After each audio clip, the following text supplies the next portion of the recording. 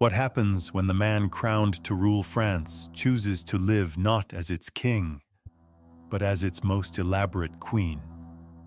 The great hall of the Louvre shimmered under the glow of 1,000 candles. Golden light danced across polished silver, crystal goblets, and the rose-colored silk that draped the figure at the center of it all. Lace framed his powdered face, a rope of pearls rested on his chest, and the air was heavy with the scent of imported perfume. Courtiers bowed, yet their eyes lingered too long, their smiles tight. This was not the image of a warrior monarch, not the figure Europe expected to see when it imagined the ruler of France. It was Henry III, and he had made himself the centerpiece of a court that felt more like a stage than a seat of power. Whispers moved through the room as easily as the music. Some saw elegance, others saw defiance, but few could forget what they were witnessing, a king who chose to live as if the boundaries of gender, tradition, and faith could be brushed aside like dust from a silk sleeve. In an age when the church shaped morality and the crown embodied strength, Henry stood as a living contradiction. The question was not whether his choices would offend, but how long it would be before those choices became a weapon in the hands of his enemies. History would not grant him the quiet death of a sovereign surrounded by family and the soft prayers of priests. His end would come far from the grandeur of the banquet hall, in the silence of his own chamber. No trumpets, no mourning procession, only the flash of a dagger and the warm spill of blood onto cold stone. A man who had ruled with silk and ceremony would be struck down in a moment of brutal finality. So how does a reign built on image and refinement descend into violence? And how does a kingdom decide that the most dangerous thing about its ruler is the way he chooses to live? If you believe that behind every crown lies a curse, subscribe to our channel, where history bleeds through silence. Henry III was born Alexandre Edouard on September 19, 1551, within the ornate chambers of the Château de Fontainebleau.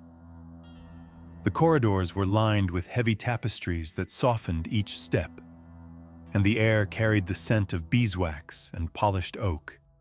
He was the fourth son of King Henry II and Catherine de' Medici, a child of the Valois dynasty whose birth was marked by ceremony and expectation. From the moment he arrived, he was swaddled not only in fine linens but in the weight of royal tradition. The court into which he was born was a place where politics and performance were inseparable. Tutors, carefully chosen for both intellect and discretion, instructed him in Latin, Greek, and the principles of rhetoric. While other princes trained in the courtyards with swords and pikes, Alexandre Edouard was often found in chambers where the sound of the lute filled the air, where dancers rehearsed steps in patterned sequences, and where bolts of silk from Florence were unfurled for inspection. It was in these settings that his preferences began to emerge. He would run his fingers along brocade and velvet, studying the drape of fabric and the precision of its embroidery. The glitter of gemstones and the subtle sheen of satin seemed to hold his attention in a way no weapon ever could. To many, these were harmless inclinations, the natural curiosities of youth. In time, they would become a signature of his identity. Beyond the palace walls, France was in turmoil. The wars of religion between Catholics and Huguenots sent shockwaves through every province. Fires gutted towns, and rivers carried the debris of siege and slaughter. From the safety of the royal residences, he heard reports of these conflicts with a mixture of fascination and caution. As a younger son, he was not the immediate heir. Yet his position required him to witness councils where fragile truces were negotiated with one hand and undermined with the other. This upbringing forced him to navigate two distinct worlds. One was the realm of steel, where loyalty was proven on the battlefield. The other was the realm of the silk crown, where influence was built on charm, spectacle, and the careful shaping of perception. While he could adapt to both, the second spoke more clearly to his instincts. He found comfort in the soft rustle of a well-tailored robe, in the warm glow of candlelight over polished silver, and in the subtle art of holding attention without raising his voice. By the time he reached adolescence, his reputation within the court was already formed. He was known as a prince who could bow with perfect grace before a visiting ambassador, then retreat to his chambers to redesign the arrangement of his attire for the next feast. His diplomatic instincts were undeniable, and he had a gift for reading the shifting tensions in a room.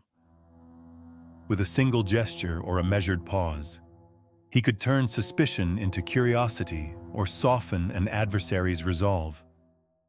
These early years shaped a man who would one day wear the crown while ruling as if the court itself was his true kingdom. The lessons learned in candlelit halls filled with music and ceremony would follow him to the throne, where they would serve as both his greatest strength and his most dangerous vulnerability. Henry's return from Poland in 1574 marked the start of a reign unlike any France had known. Crowned at Reims as the kingdom's sovereign, he stepped into a fractured realm still reeling from religious conflict.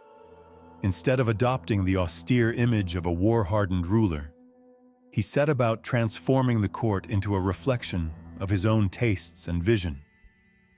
At the Louvre, royal authority took on a new face. Henry appeared in flowing gowns of rare silks, their colors shifting with the light. His powdered complexion and faintly rouged lips framed a presence scented with perfumes imported from Italy. Every detail was deliberate, crafted to make his image as commanding as his crown. Surrounding him were the mignons, young courtiers whose jewel-toned attire, lace collars, and intricate embroidery mirrored the king's own style. They followed him in public and private, their devotion making them as much a part of his persona as any emblem of state. To his admirers, they represented a cultivated elegance. To his detractors, they were symbols of excess. Henry turned the rituals of monarchy into a kind of theater. Audiences, banquets, and festivals were staged with precision music matched to the moment, servants moving with rehearsed grace, and lighting arranged so that the king was always the visual center. Foreign envoys reported not only on politics but on the spectacle they had witnessed, describing a ruler who controlled the court's atmosphere through calculated image rather than force. These displays impressed many but unsettled others. The nobility, raised to respect martial leadership, questioned whether such refinement concealed weakness. The Catholic League, already wary, saw his court as a break from tradition and a challenge to their values. Henry did not seek to placate them. Instead, he deepened his commitment to the world he was building inside the palace, one in which beauty and ceremony were the tools of governance. For a time, his vision held. The court dazzled. Foreign ambassadors spoke of its sophistication, and Henry stood unchallenged at its center. Yet beyond the palace gates, the same unrest that had scarred France for decades persisted. While candlelight spilled across marble floors in the Louvre, the discontent outside was beginning to coalesce into something far more dangerous. Within the walls of the Louvre, Henry's court became a realm of constant spectacle. Nights were filled with banquets where the tables bent under the weight of gilded platters, imported delicacies, and wines chosen from the finest vineyards in France and Italy. Candles glowed in silver candelabra, throwing warm light onto walls draped with tapestries and onto the silks and satins worn by the king and his closest companions. These gatherings were not merely moments of leisure. They were orchestrated displays in which every seat, every toast, and every note of music reinforced the image Henry had chosen for himself. Masquerade balls were among his most elaborate productions. The courtyards were transformed into enchanted spaces lit by hundreds of torches, where courtiers in jeweled masks moved through the night like characters from a living painting. Henry often appeared in costumes so intricate that they blurred the line between monarch and queen, his robes embroidered with gold thread, his hair arranged to perfection, and his perfume trailing in the air long after he passed. Such evenings could last until dawn, with music, dancing, and carefully staged tableaux designed to dazzle and disarm. The expense of maintaining this vision was immense. Treasures from across Europe were brought to Paris to furnish his halls and dress his court. Seamstresses and jewelers worked without pause to create garments that would outshine the last. For Henry, this was more than indulgence. It was a political tool, a way to project refinement and control in a kingdom scarred by division. Yet for many nobles, it became a symbol of detachment from the realities beyond the palace gates. Whispers began to circulate more freely. In smoky salons and guarded corridors, there was talk of the king's relationships with his mignons. Rumors painted him as a man devoted not to the queen's bed, but to the company of young men whose beauty and devotion rivaled that of any royal consort. In an age when such accusations could be used as weapons, they became part of the growing arsenal against him. The disapproval was not confined to the nobility. The Catholic Church, already wary of his reluctance to conform to traditional models of kingship, began to see him as a threat to the moral order. From pulpits, sermons spoke of decadence and warned of rulers who led their people astray through vanity and vice. The Catholic League, under the leadership of Henri de Guise, seized upon this image, presenting themselves as defenders of faith and tradition against a monarch they claimed had abandoned both. Henry, aware of the hostility gathering beyond the palace walls, did not retreat. He continued to host lavish festivals, commissioning spectacles that drew artists, musicians, and architects into his orbit. In his mind, the court was the heart of the kingdom, and as long as it beat with beauty and ceremony, France could not collapse. But the growing disdain outside the palace was no longer just a matter of whispered criticism. It was becoming a political force, one that would soon challenge not only his image but his very survival. Henry had learned that in a court filled with rivals, the most dangerous weapon could be the one no one recognized as a threat. He cultivated a public image that made adversaries believe he was harmless in matters of state. Behind the softness they thought they saw, he was shaping alliances, disarming hostility, and placing pieces on the political board with deliberate care. In private councils, he often let his opponents speak at length, nodding as if in agreement. The pauses he allowed seemed to invite confidence, and soon they would reveal more than they intended. By the time decisions were reached, Henry had already arranged the outcome. He could tilt the balance of a discussion without a single raised voice, his control masked beneath the courtesy of listening. On certain occasions, he staged rituals whose true purpose was invisible to most. A reception for foreign envoys might appear to be no more than a ceremonial welcome, but the order of who approached the throne and when could shift the perception of rank within moments. A rival expecting to be called first could be made to wait. His influence quietly diminished before negotiations even began. Allies could be elevated with subtle gestures, reinforcing their loyalty without open declarations. His mastery of these tactics extended to handling disputes among the nobility. When tensions rose between factions, he would call for gatherings that seemed purely festive.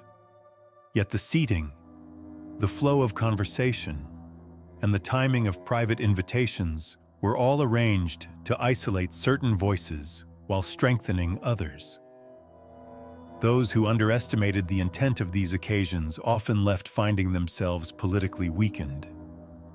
Yet the same image that allowed him to win in the shadows eroded his standing with those who measured leadership by more visible standards. Commanders in the army, schooled in the traditions of kings who rode with their soldiers and shared the hardships of campaign, found little to admire in a ruler who seemed to fight his battles through ceremony. They respected strategy, but not the kind that played out in reception halls and council chambers. Among the conservative nobility, doubts hardened into quiet opposition. For them, the king's authority was meant to be plain, decisive, and unmistakable. The idea that influence could be maintained through indirect means felt dangerously fragile. Some began to believe that his reliance on courtly maneuvering was a sign that he could no longer govern the kingdom beyond the palace walls. Henry was aware of their unease but refused to abandon the methods that had kept him in control of a court rife with factions. To him, the elegance and composure that others saw as weakness were the very qualities that allowed him to survive. Still, the distance between what he valued and what his realm expected was widening. And with it came the risk that the subtle power he held inside the palace would be of little use against the forces gathering outside it. By the late 1580s, the tide within France had shifted decisively.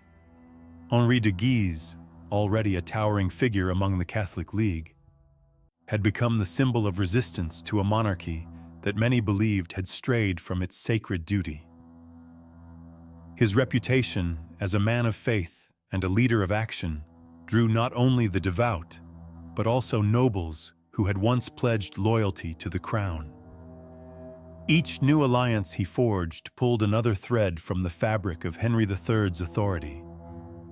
The League's influence spread through Paris like a slow but unstoppable current. Public squares echoed with sermons warning of a kingdom in moral peril.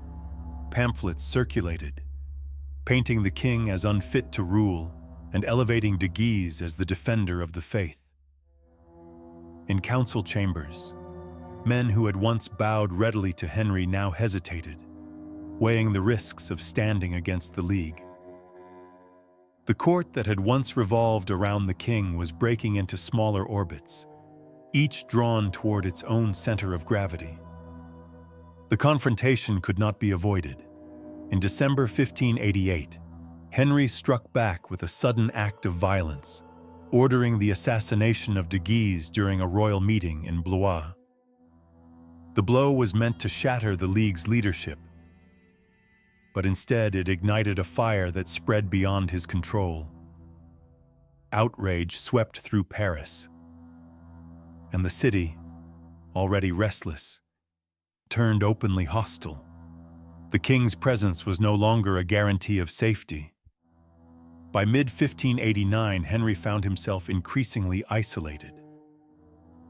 The streets of Paris were unsafe, and the loyalty of his own capital could no longer be assumed.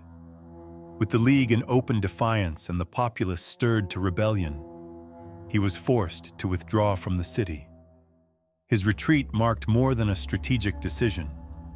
It was a visible sign that the crown had lost its hold on the heart of France. That summer, the weight of events closed in on him. While encamped outside Paris, he sought to rally what forces remained, aligning himself with former enemies in the hope of reclaiming the city. Yet within the royal camp itself, dangers lingered unseen. On the morning of August 1st, 1589, a young Dominican friar named Jacques Clément gained entry, claiming to bring urgent letters. The guards, unsuspecting, allowed him through. Inside the king's chamber, Clement presented his papers with apparent humility. As Henry leaned forward to receive them, the friar drew a dagger concealed beneath his cloak. The blade struck deep before the attendants could react. In the chaos that followed, Clement was cut down, but the damage was done. Henry collapsed, blood seeping into the floor, his voice struggling to form words. He lingered through the day, aware of the mortal wound, speaking final instructions to those still near him. By nightfall, the reign that had been shaped as much by image as by policy was over. The man who had once commanded the stage of the Louvre had been brought down in the most private of settings, not by an army in the field, but by a single hand in a closed room. The crown of France would pass on, but the shadow of his fall would remain. The chamber where Henry III had taken his last breath fell into stillness. Servants moved quietly, their steps softened by thick carpets, careful not to disturb the heavy air. In one corner, a robe of pale silk hung loosely over the back of a chair, the folds catching the last flickers of candlelight. The perfume that had so often followed him through the halls was faint now, mingling with the scent of extinguished wicks. One by one, the flames guttered out, leaving only the dull glow of embers in the hearth. Outside, word of the king's death spread quickly. For some, it was the end of an era marked by indulgence and distraction. For others, it was the fall of a ruler who had dared to stand apart from the traditions that bound his predecessors. In Paris, the Catholic League celebrated the removal of a monarch they had long declared unworthy. Across Europe, ambassadors sent back reports tinged with judgment, reducing a complex reign to whispers of scandal, vanity, and misplaced priorities. Historians of the time recorded him less as a strategist and more as a cautionary tale. His elegance became caricature, his court reduced to stories of excess. The subtleties of his political maneuvering, the moments when he had held factions in balance with calculated grace, were forgotten or dismissed. The written record hardened into a narrative that suited his enemies, a king who cared more for silk than for steel, who lost his crown to the weight of his own affectations. Yet in the margins of history, a different view endured. Those who had served close to him remembered a man who had refused to let the crown dictate every aspect of his identity. In an age when kings were bound by rigid codes of conduct, he had lived as if those codes could be rewritten. His court was a reflection of his belief that authority could be expressed through refinement as much as through force, and that control of perception could be as decisive as control of armies. His death did not erase the mark he left. The image of a French king who openly defied the expectations of his station lingered, unsettling for some, inspiring for others. It posed questions that remained long after the man himself was gone. How far can a ruler bend the shape of kingship before it breaks, and what is lost when history chooses to remember only the parts that fit its preferred story?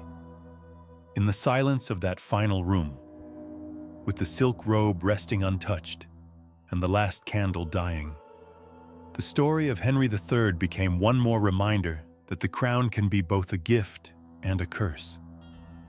If a throne can turn a life into a sentence, how many more secrets lie buried beneath its weight, waiting to be unearthed in the torture throne?